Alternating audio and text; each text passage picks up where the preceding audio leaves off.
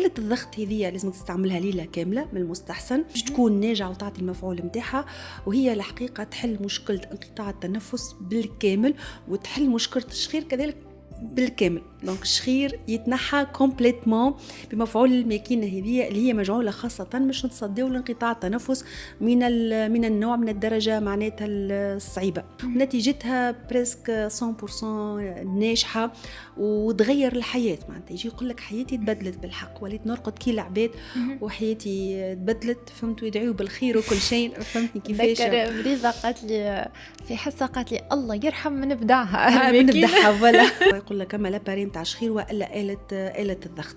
آلة الضغط هذه راهو ماهوش آلة أكسجين كما معروف عنها، ماهيش باش تعطينا الأكسجين.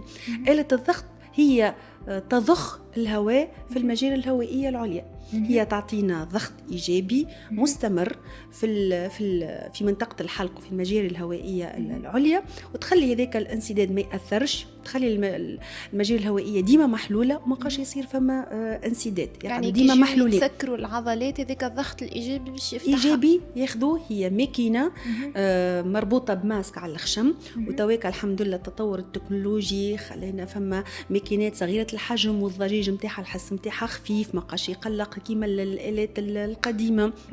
دونك الاستعمال ولا اسهل بالنسبه للانسان، والتوليرانس ولات خير. فهمت؟ تقعد لازم فيها إدوكاسيون ثيرابيوتيك، نفهموا المريض بالباهي باش يتحملها، خاطر على الاول تقول له ارقد بماسك على خشمك ولا على وجهك مش حاجه سهله.